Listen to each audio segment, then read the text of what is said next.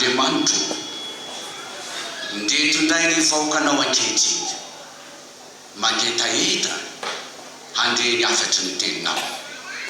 Fantatray tokoa mantsy fa mitsangana ny tomponay ary ny ampifatoanao ao anatin'izany indrindra no mba hirinay tompo mba ho velona ty anatin'ny fonay tokoa ianao.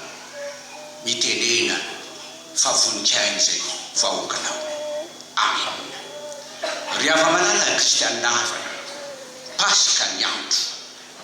Jesosy Kristy nitsangana tamin'ny maty nandresy ny fahafatesana izany miopana ny loha hevitra ary amin'ny fatoana saintsika amin'ity androany ity. Ny ten'Andriamanitra kana afatra ary fampahirezana ho antsika ry havana dia voalaza ao anatin'ny filazantsara ny Jaona 3:10 ka hatramin'ny 10.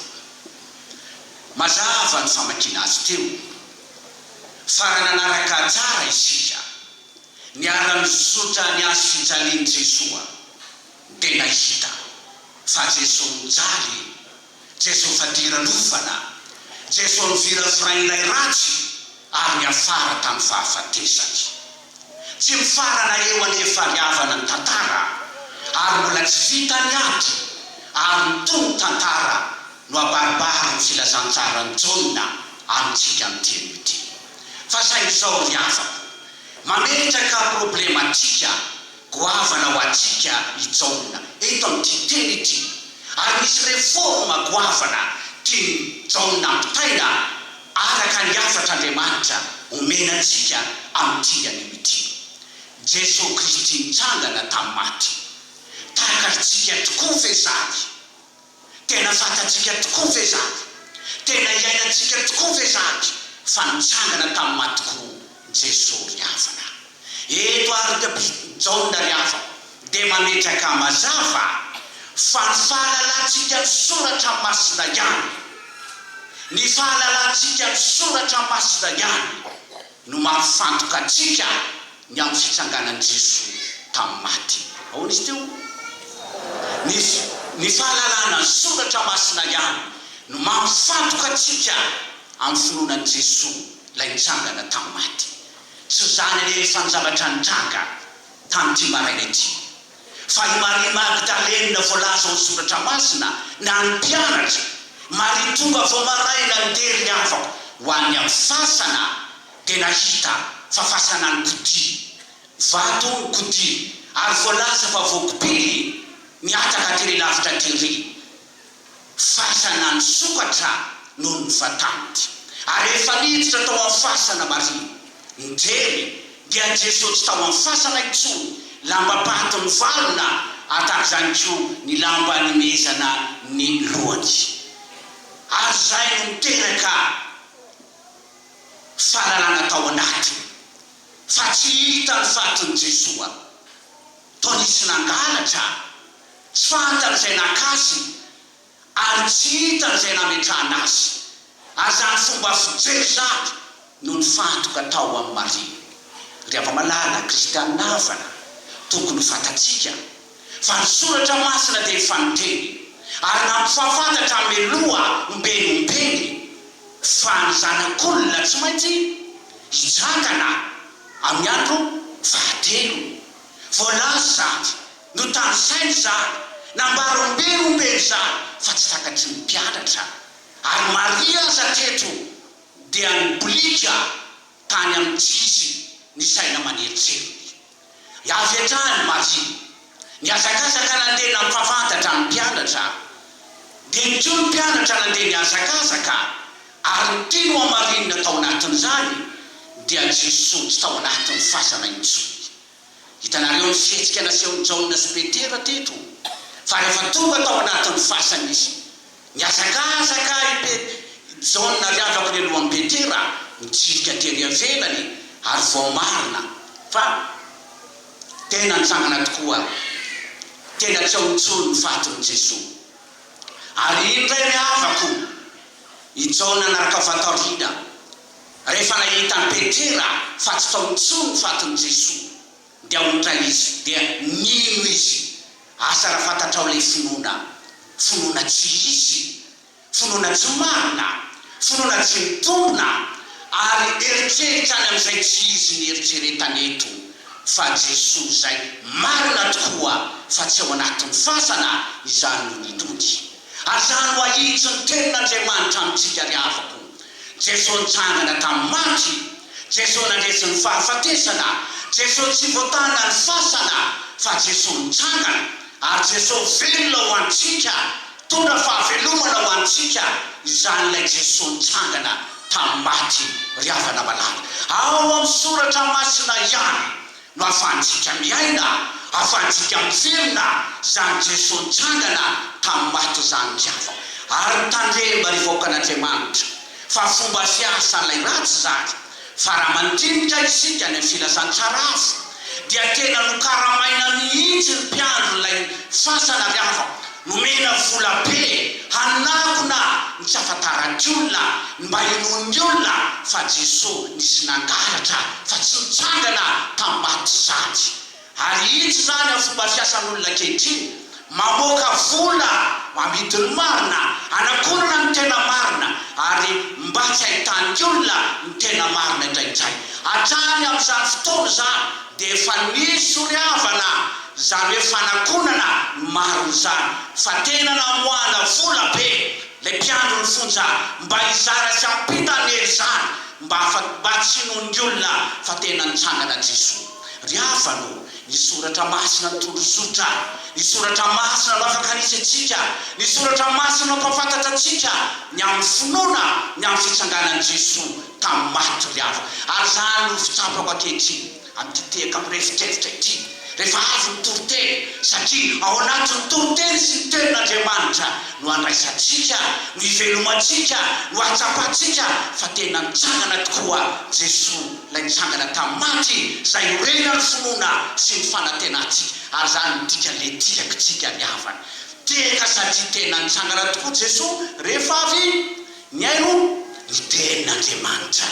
Zay no ahitsy ny jonony eto ry havana, ny tenin'Andriamanitra ihany no ampiainatsika ny fitsanganan'i Jesosy tamin'ny maty.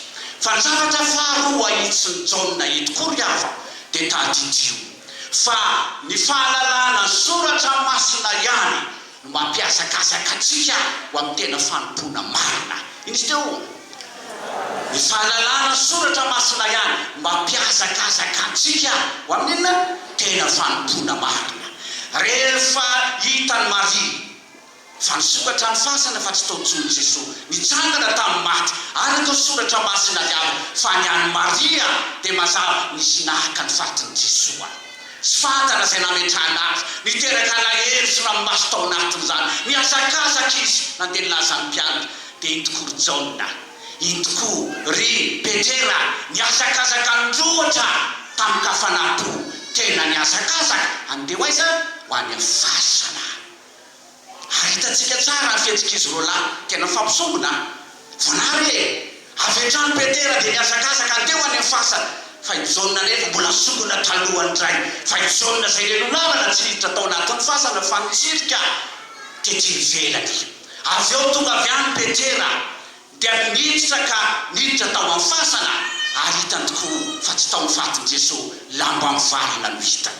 Zay Jaona vao niditra indray tao anatin'ny fasana ary nino izy.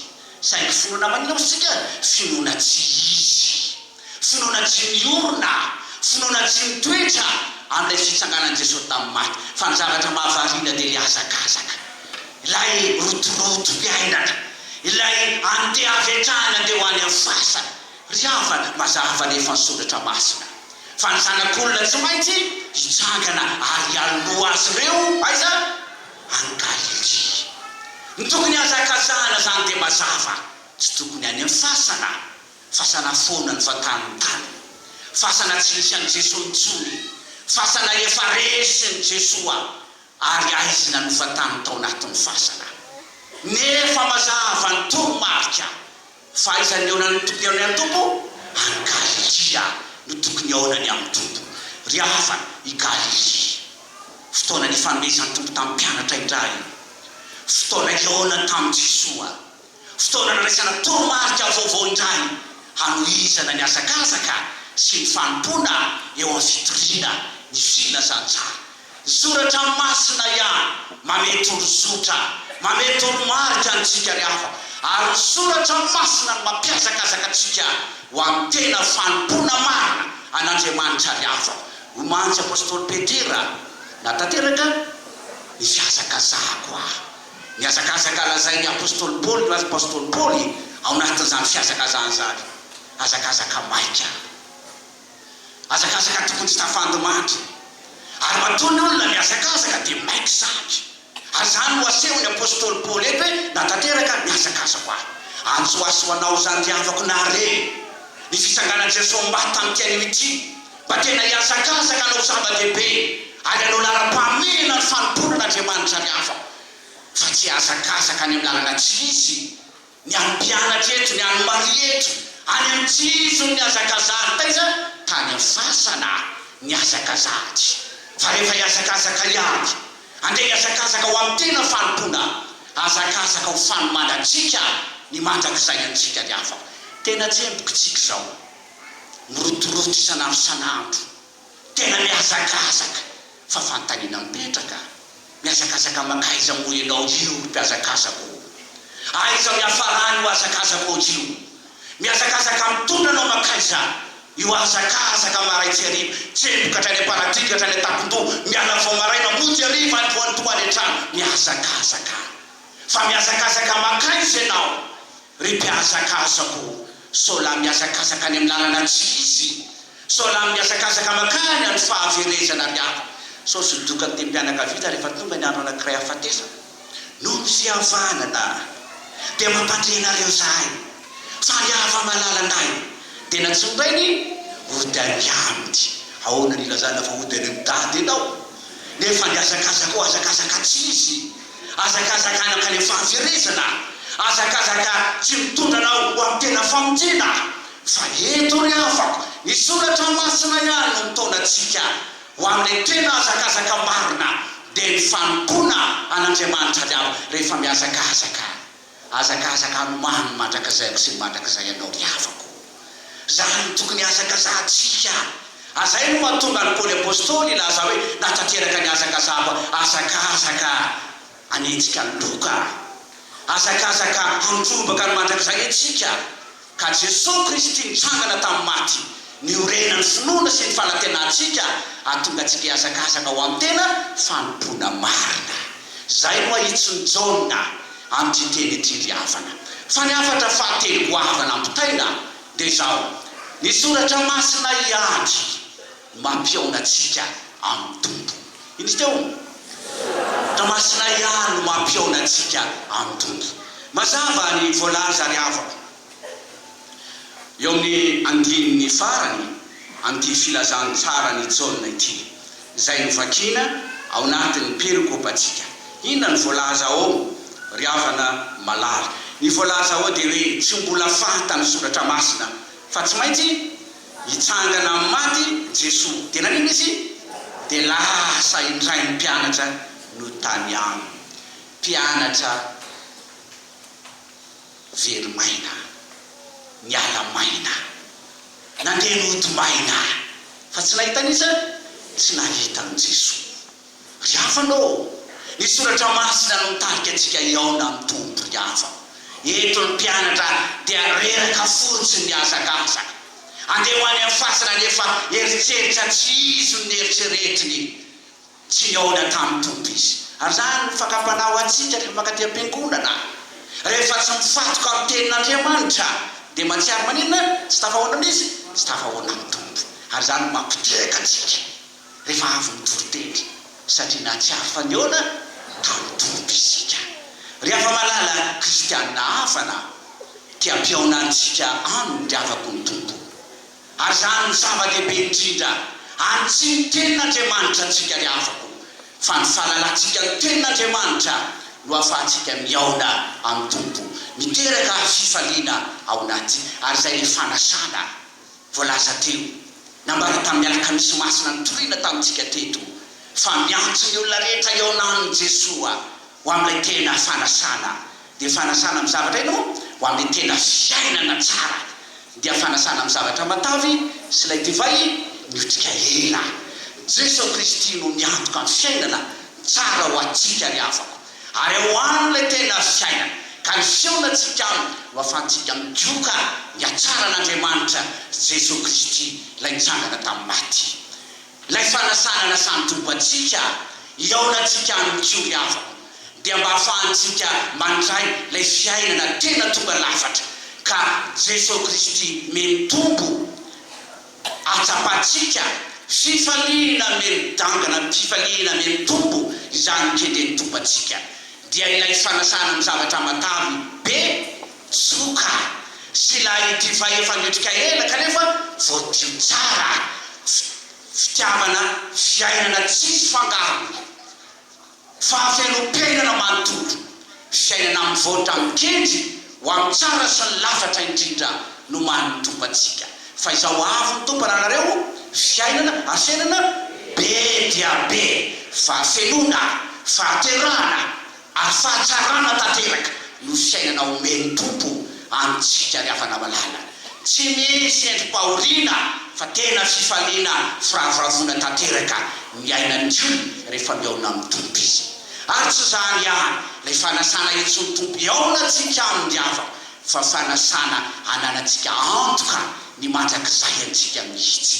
Dia ilay fiainana tsy misarona intsony, tsy misy zavatra manakona antsika n'Andriamanitra intsony, ilay fiainana tsy misy ranomasina intsony, ary fiainana tsisy fahafatesana, fisantarana sahady ilay mandrakizay zany. Izany no ambara soratra masina amintsika amin'ity an'ity ry havako.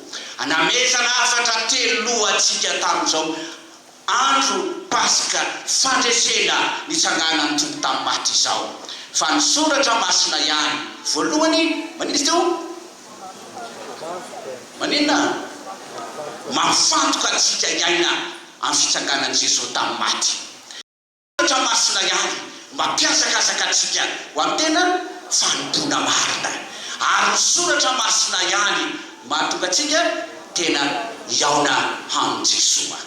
Dia ho tanteraka aminao zany amin'izao Pasika fandresena izao, ampiasakasaka antsika atsono favolombelona hitory izany fahavelomany tompo zany diavo. Ary zay natao hoe Pasika, alatsinain'ny Pasika, fitsangatsangana zany isika. Fa marina rehefa nitsangana Jesosy dia naneraka amin'ny mpianatra izy andeha hitory ampahafantatra zany amin'ny olona rehetra.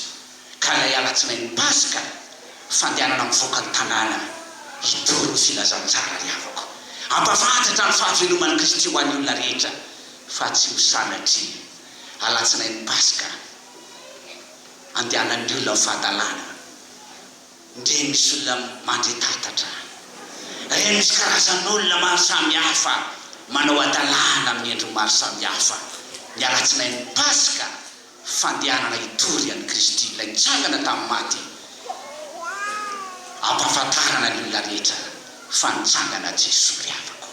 Dia ho aminao anie ny fahalalana soratra masina ry havako, ka ho tena mpanompon'Andriamanitra iaina amin'ny fitsanganan'ny tompo tamin'ny maty isika, mba ho tena mpiazakazaka tokoa amin'ny tena fanompona maro hanomana mandrakizay antsika isika, ary ho tena mpanompon'Andriamanitra ho tafahoana tafaray amin'ny Jesosy ilay nitsangana tamin'ny maty, sanatria ody maina andeha ody tsy nahatsapa fiaonana tamin'ny tompo.